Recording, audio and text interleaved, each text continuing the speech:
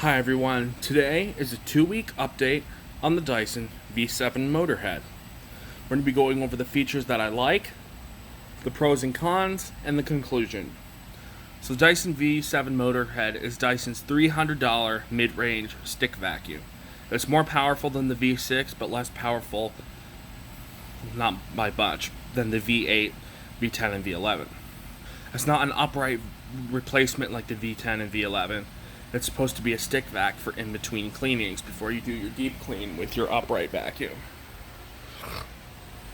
The things I like about this vacuum, the filtration seems to be good. I don't smell dust and dirt and stuff escaping from this filter.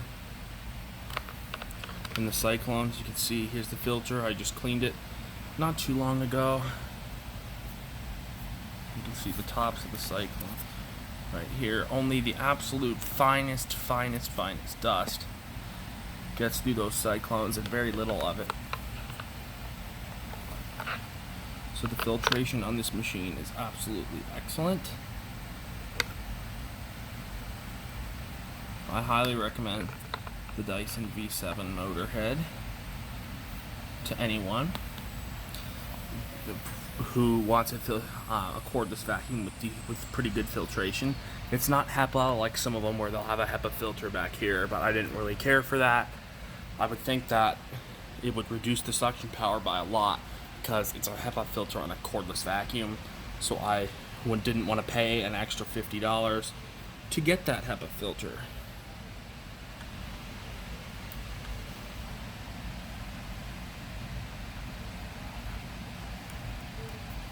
Some more features I liked of the V7 would be the dirt bin emptier.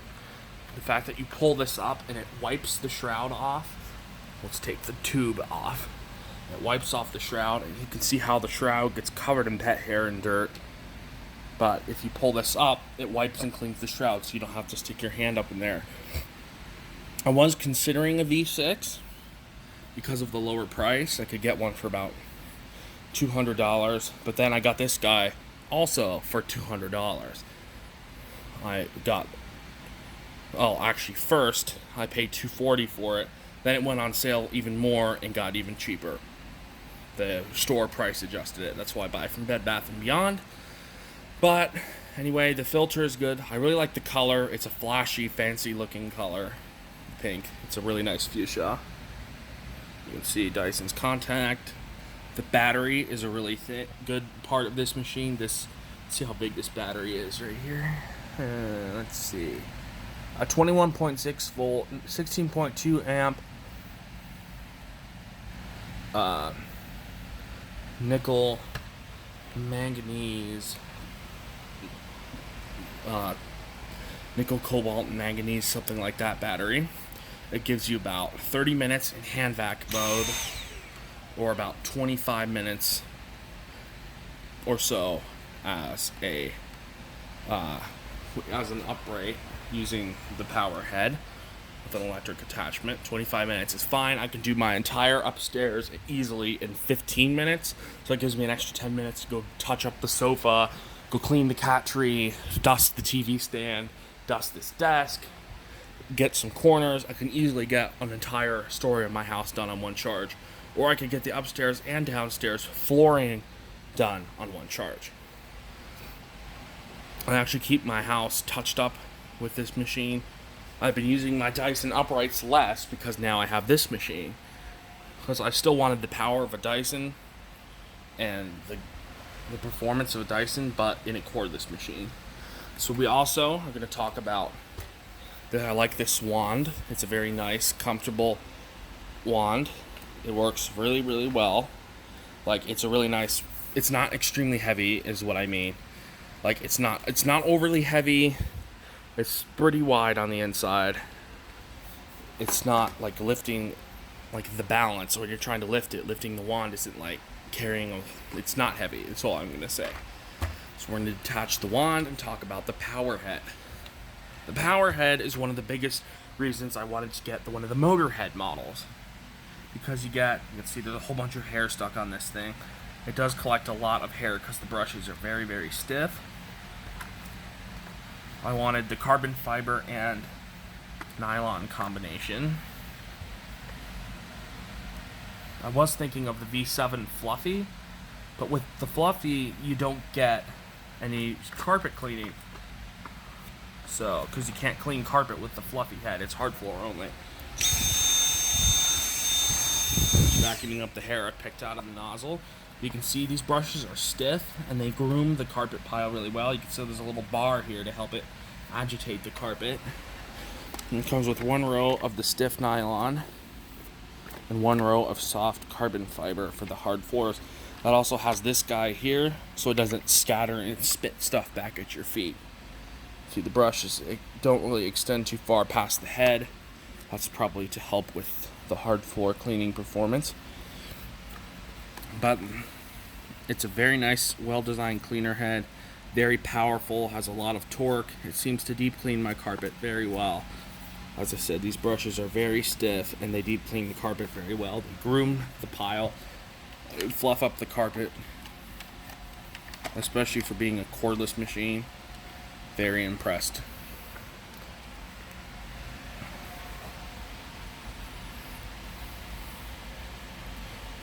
So basically, the things I don't like, I mean, if I'm really gonna nitpick, maybe I didn't buy the HEPA filter one on purposely. So maybe the lack of runtime in max mode. I wish max wasn't so much more powerful than minimum. Like maybe minimum would be min on with the electric head 25 minutes and max 15 minutes or 12 minutes, but 6 minutes on max. I don't even bother with max. Yeah, it's more powerful, but it's just wastes your battery and reduces your runtime. Another thing I like that I thought I would absolutely hate would be this trigger. I thought it's gonna have to hold this heavy thing down the entire time. It's light. It's like, watch. Extremely easy to turn on. Extremely easy. Easiest vacuum, like pull trigger I've used. So overall, the Dyson V7 is definitely worth its weight in gold. It's a very good vacuum. If you want to have a powerful cordless vacuum but not spend a huge amount of money for one, the V7 is definitely a really good option. It's a little more expensive if you buy it at full price than the Hoover React cordless vacuums. Those cost $200, but I paid the same for this. If it goes on sale, you can get this $240, $250, give or take. I bought it on regular price, but applied a coupon, so I got it for $240. Then the weekend after, a couple days later, of course, it goes on sale. I wish they had told me that there was a sale upcoming, but they didn't. So I paid $240 for this with the coupon applied.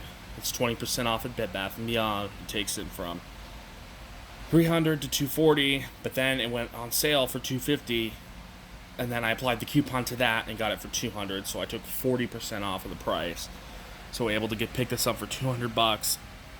Even at full price, this is a really good vacuum, but for $200, that's rocking. So this is an amazing little cordless vacuum. It's not heavy, it's not bulky, it's not annoying. It's not like some cordless machines that I've used in the past. Like, I haven't had too many cordless vacuums, but I have used some at stores on demonstrations, and I didn't like them. I can't remember which one it was. I think it was one made by Bissell or something.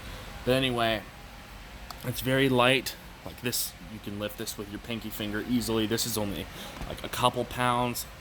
I could see this being useful for people who have physical disabilities or just can't carry around a heavy upright vacuum. They could clean their house quickly with this. Or just great for touch-ups. It doesn't have horrible filtration like some cordless vacuums do, where they spew every piece of dust that they pick up back out, which it was another stick vac. It was made by Dirt Devil, and it was terrible. The filtration was horrible, and I constantly had to clean the filter because it had no cyclones, unlike this 15 radial root cyclones on this machine, the 2-tier. You can see there's a tear right here and the second one up here. But that machine was a Dirt Devil stick vac. It was pretty cheap, but it was still really bad. I mean, it was really bad.